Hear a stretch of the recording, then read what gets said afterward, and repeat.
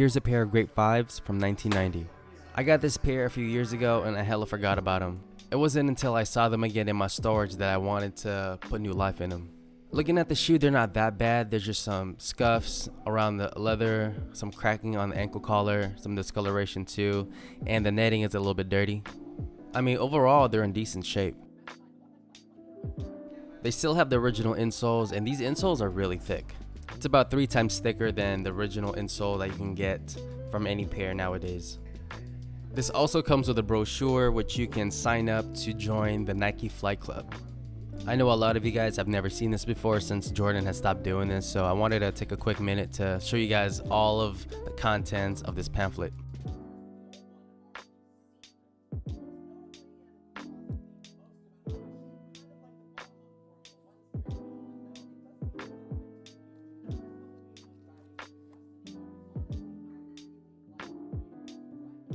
Before I do anything, I want to make sure that the leather is hydrated, so I'm going to apply this cream all over the shoe, including the synthetic material on the ankle collar. It's not going to do anything actually on the synthetic material, I just wanted to add it on top. I'm just hoping it'll make it a little bit more pliable, because once this material dries out, you can't really bring it back. Okay, so now we're going to deoxidize the soles by using Sally's 40 volume cream and putting them into an indoor setup.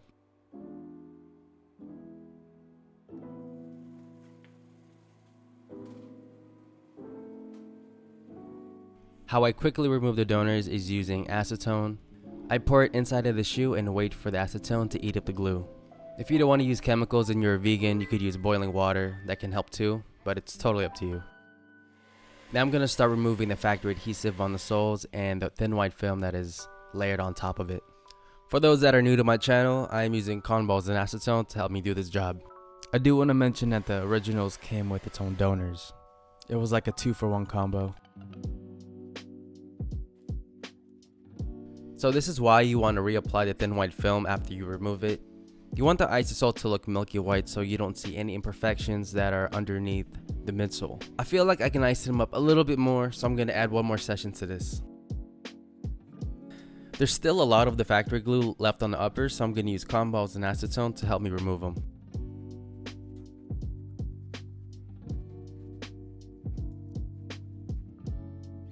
To make sure I get all of the factory glue off of the uppers, I'm going to use a Dremel tool and with the help of my sanding mushroom tip.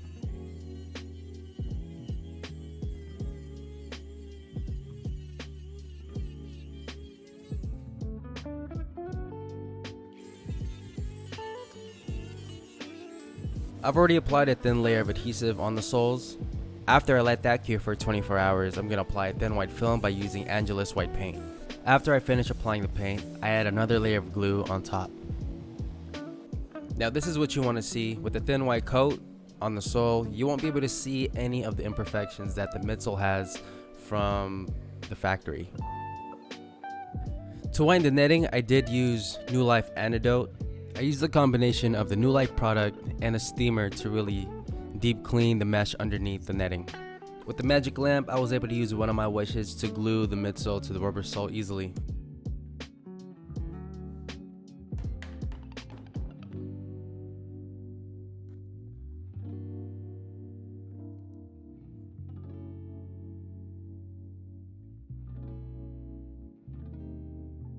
I'm going to finish up clearing the netting on the other shoe using New Life Antidote. After applying the solution, I'm going to put them in my indoor setup too. After I took out the shoes from the indoor setup, I noticed a few things that I didn't think was going to happen. Some of the leather crackled up. The synthetic leather on the ankle collar dried out, so it's now more prone to cracking. And there was this yellow residue on some parts of the shoes.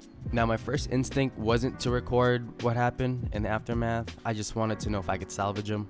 Because at that moment I was like, damn, I ruined the shoes and I ruined the video. I most likely won't use New Life Antidote on vintage shoes. More likely on newer releases, just because I know that the chemicals won't damage the new leather. Now before I re-glue the shoes, I'm going to apply a thin layer of adhesive throughout the whole midsole, just to act as a foundation for my re-glue. This is the first time I've encountered where the donor midsole is completely off from the original midsole. Some of the areas are not lining up correctly, so for any exposed leather from the original midsole, I'm just going to cover it up with a little bit of paint. I'm going to start gluing the heel first just to get a good base. Then I'm going to re-glue the toe box second.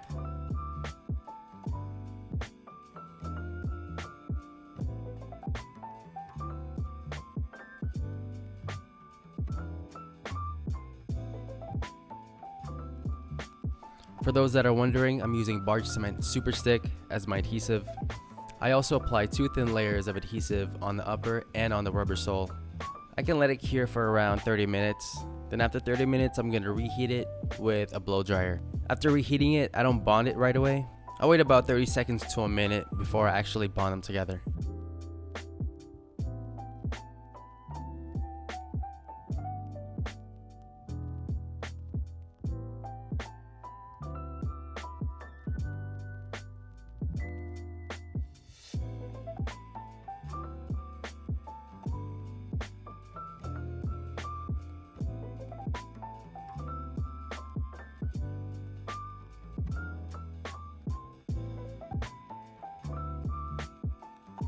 Then I'm going to repeat these steps for the rest of the shoe.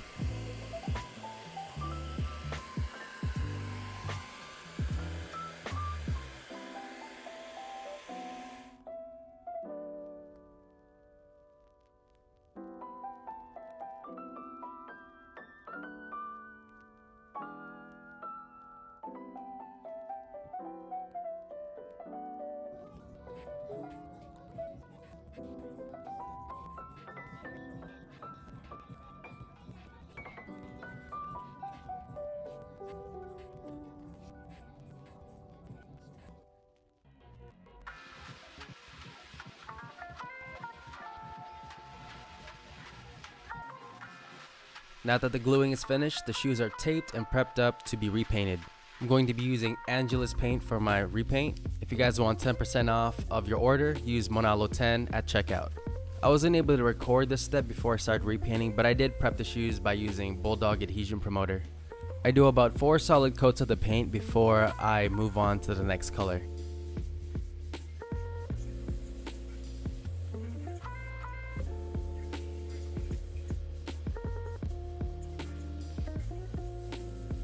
For the shark teeth, I'm going to use tape to help me get the nice sharp lines on the repaint.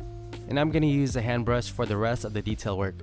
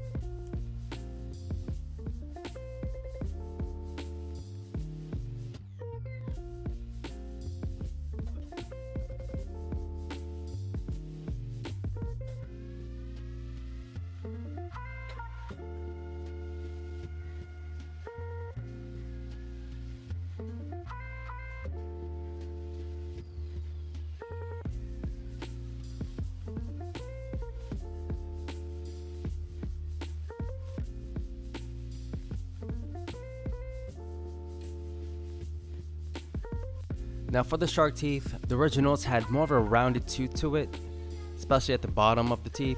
I'm not going to make them too round, but I'm not going to make them too sharp either.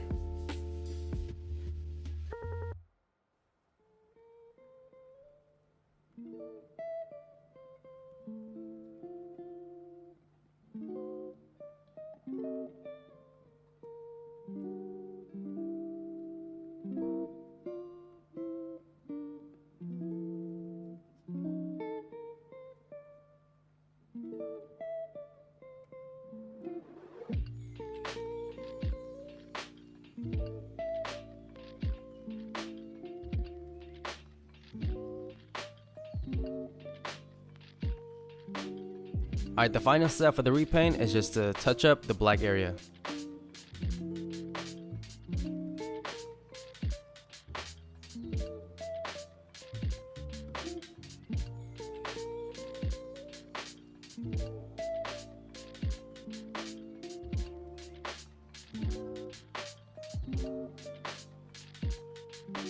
I'm going to use Angela's 4-coat flat to apply as my finisher. It's also a scratch resistant sealer.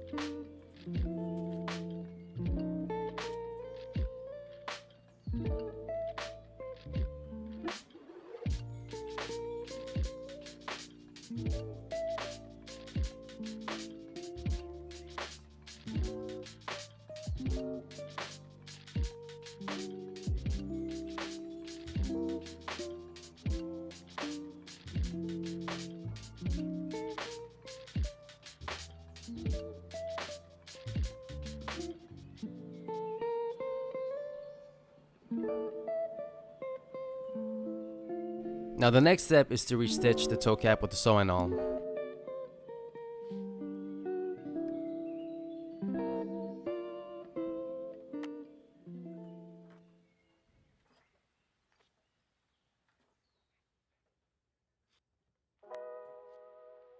Now the last and final step is to touch up the scuffs all around the shoe. I'm not gonna fully cover up the scuffs because I like the patina that it gives, so I'm just gonna lightly paint over it with some white paint.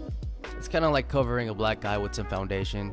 You know it's there, but it's not that noticeable.